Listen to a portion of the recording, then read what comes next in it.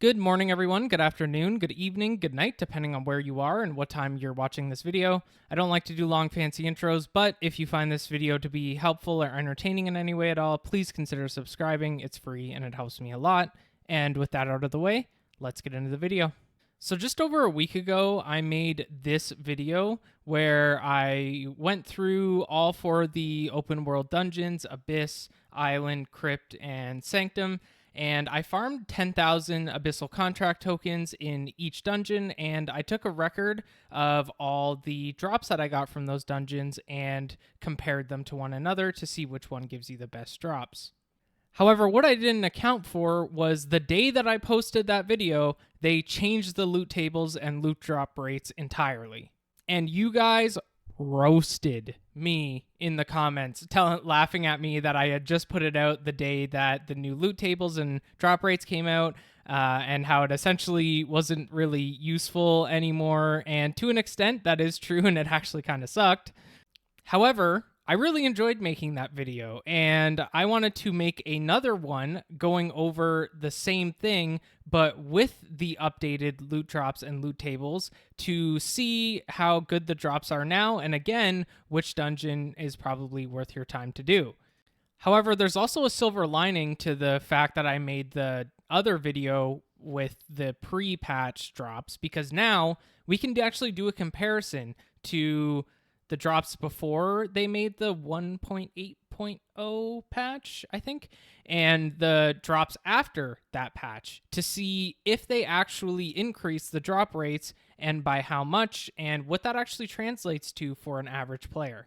Additionally, I had some people mention to me that they thought that the sample size of 10,000 Abyssal Contract tokens per dungeon was too small, so I doubled it, and I did 20,000 Abyssal Contract tokens per dungeon, 80,000 total. Hopefully this is a more accurate representation and gives you a better understanding of the drops you can expect from each dungeon. Also, I forgot to mention, I farmed Demon Hoofs for Abyss, and I farmed the Cave for Island, and then Shadowed Crypt and Sanctum of Desire. I kind of just farmed all over the place. So again, this is what you can expect from that. So here we go. This is it. I've broken it down into Island, Crypt, Desire, and Abyss. I'll talk about the auction house and all the Lucent in a second, but I broke the gear drops down into purple gear drops and blue gear drops. The ores, gems, and crystals, I broke them down by their type. So Mandrid, I think I'm saying that right, Rubrix, Emerald, Stalin, and then the polished crystals, and then broken that down by the rare and precious ones. Parchments, I broke down into rare, quality, precious, omni, and then actual skill books that dropped, and then some miscellaneous stuff that I thought was relevant to include. This isn't every drop because you get like different food from Island versus Crypt versus Abyss. I just didn't include the food because I assume if you're farming that, you're going to that specific dungeon anyway. This is just going over everything that you essentially get that's worth it, that you get outside of, obviously, the pouches. In terms of the auction house price, basically I just took the prices of things as of today and put them in this column, and then this column is the amount of drops times the auction house price, and then that's how you get your Lucent. The thing is with gear drops, I just made it really simple, and I just took the trait extract values.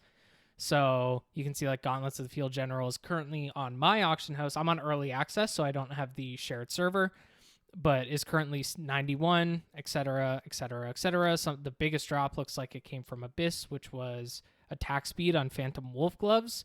Like I said, these are new drops, and they are valuable, and we can see based on the real data that we are actually getting better drops, more Lucent from farming these open world dungeons. So again, I'll just do a slow scroll so you can kind of take any pauses that you want to look over any of the data. So in terms of ores, gems, and crystals, we can kind of see that it depends on what one you're looking for, but overall, I would say Abyss kind of cleaned up here. The only thing that's like notable that they didn't was I didn't get any precious Rubrix, which I know is debatably the most valuable gem.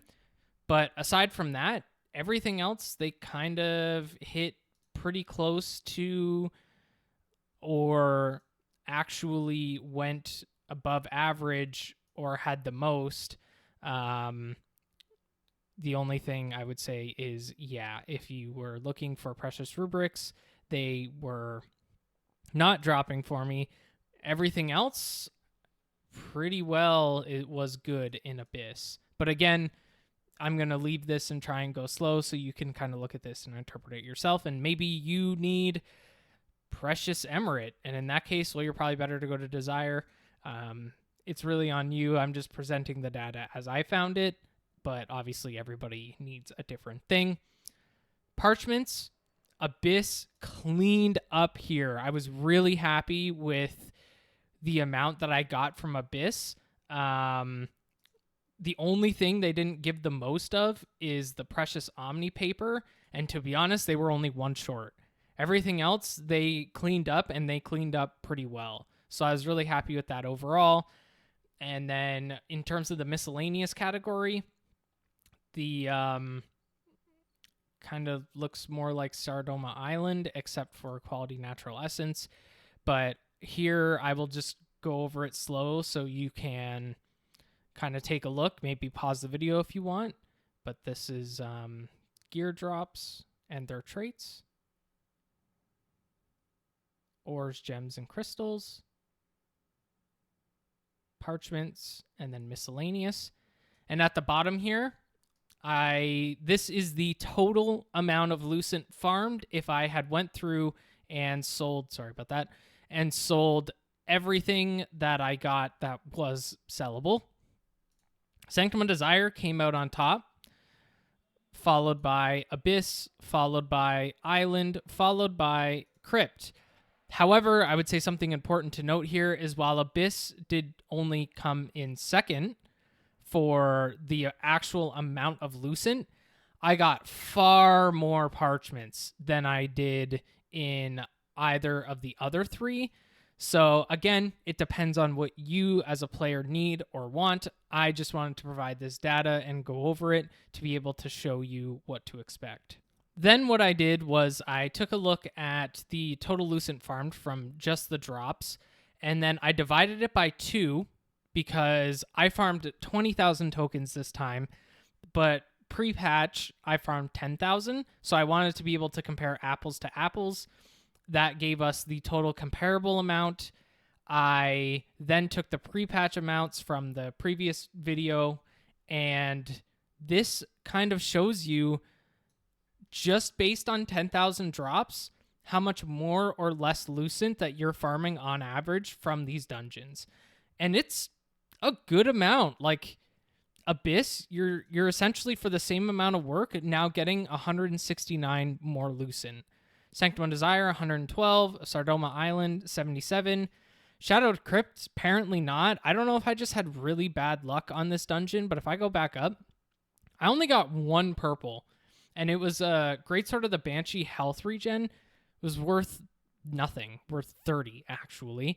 So yeah, this was a very, very interesting statistic, and this makes me happy that I did the previous video, because I was now able to use that as comparative data to the post-patch drops and see if the drops actually increased or not. And I'm very happy to report that they did.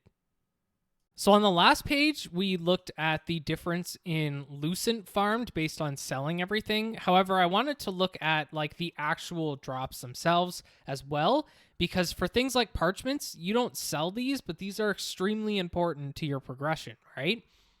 So purple gear drops, this is what we got farming post-patch adjusted to 10,000, because like I said, I farmed 20,000 tokens, so I had to adjust this to 10,000 to be comparable to the 10,000 I farmed pre-patch.